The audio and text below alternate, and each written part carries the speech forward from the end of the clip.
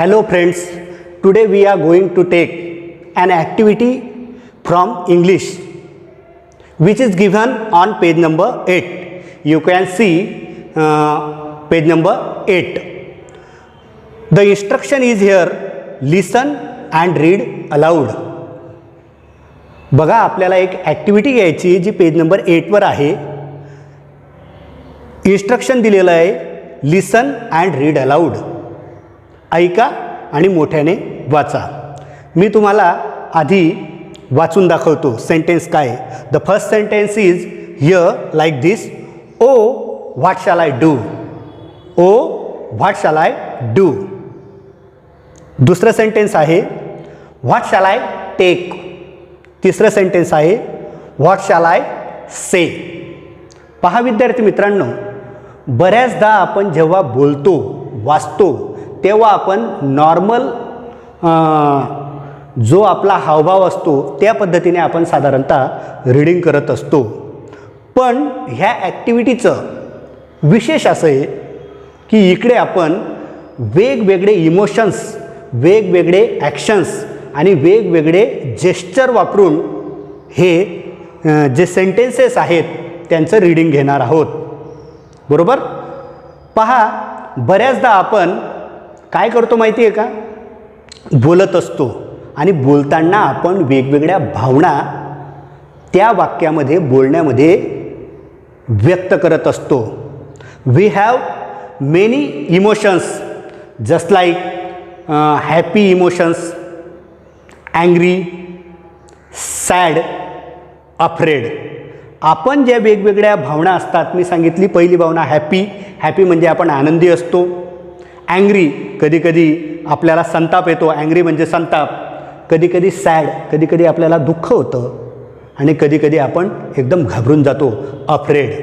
आता एखादं वाक्य असेल ते ह्या वेगवेगळ्या जेस्चरमध्ये, वेगवेगळ्या ॲक्शनमध्ये, वेगवेगळ्या इमोशन्समध्ये कसं रीड करायला पाहिजे, रीड करण्यापेक्षा ते कसं बोलायला पाहिजे त्याला खूप महत्त्व असतं. ज्यावेळेस तुम्ही नाटकं पाहतात, बातम्या ऐकतात, त्यावेळेस तुम्हाला हा फरक जाणवत असेल तर मी एक मराठीचं वाक्य तुमच्यासाठी घेतो. आपण वाक्य असं घेऊ, अगं मला भूक लागली.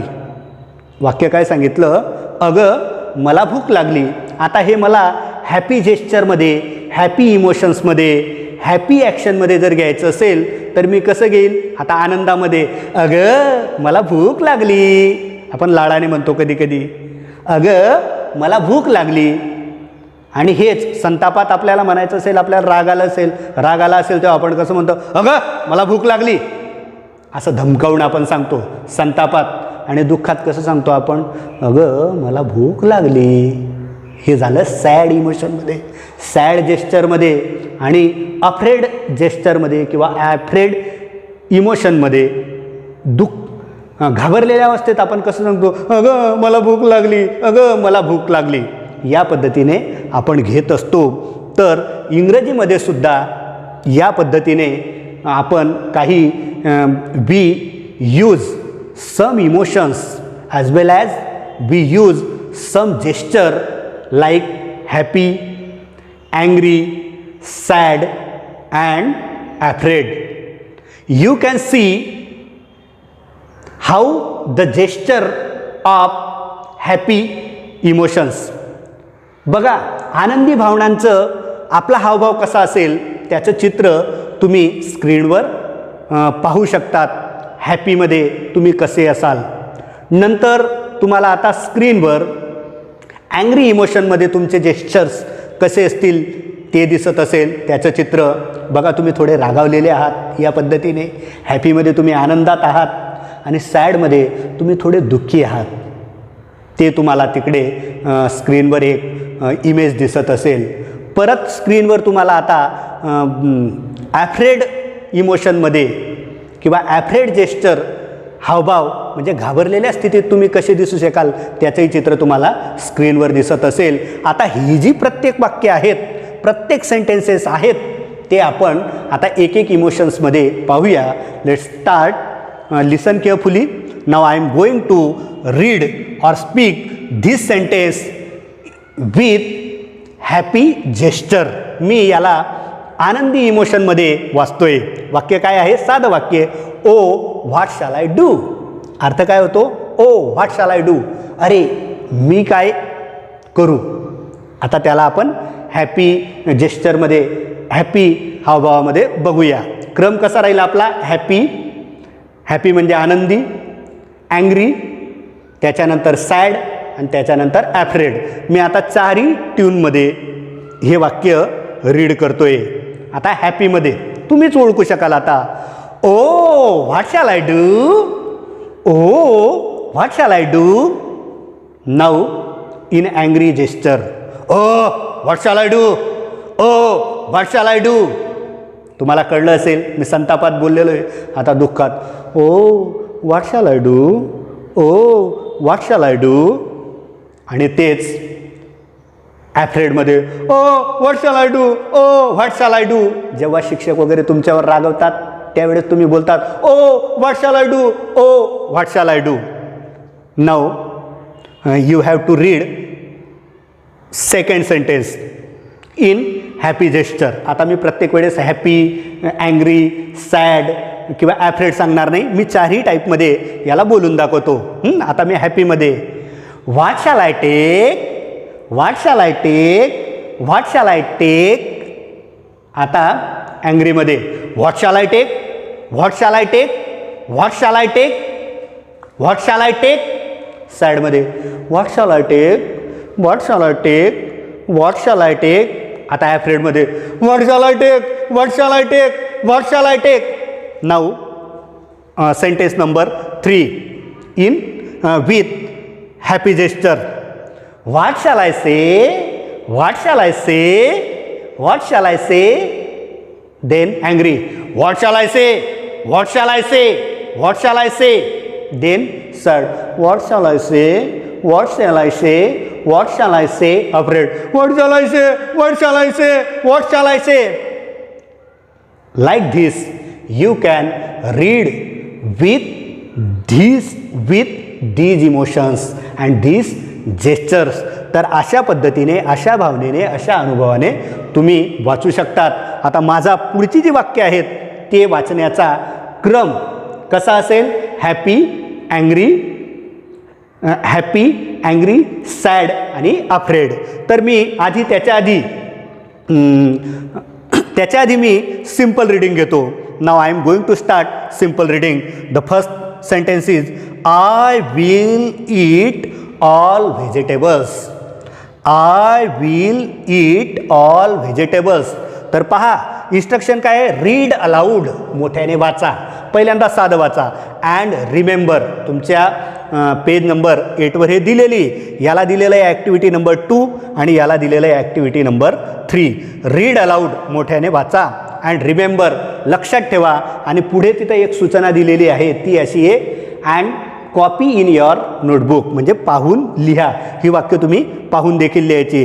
तर सिम्पल रीडिंग कसं असेल? I will eat all vegetables. I will not waste water. याला विल वाचा. मागच्या तासिकेत मी बोललेलो will. I will help my friends. I will help my friends.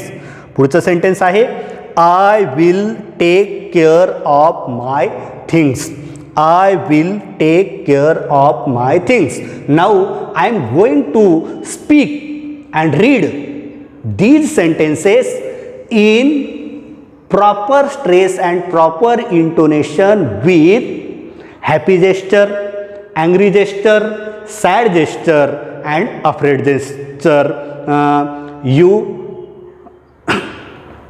तुम्ही लक्षात ठेवा फक्त ते मी कसं करतोय ते. आता मी तुम्हाला सांगत नाही. Now I am going to read or speak these sentences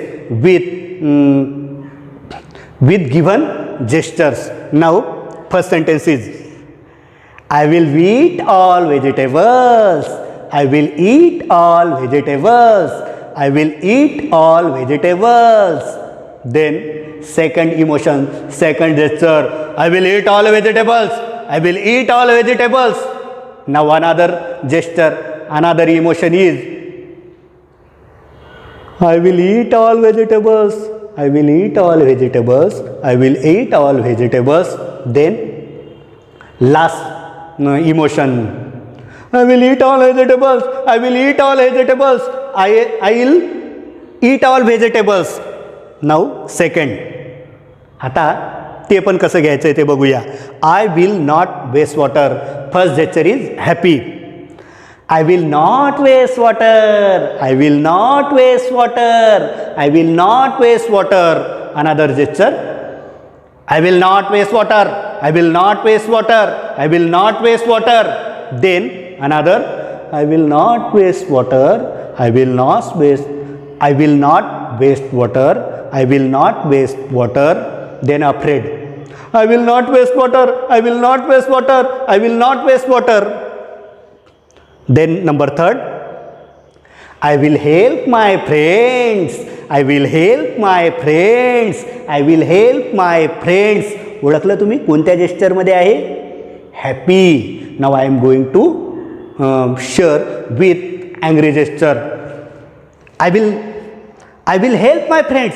I will help my friends. I will help my friends. I will help my friends. Now said, I will help my friends. I will help my friends. I will help my friends. Then last is afraid.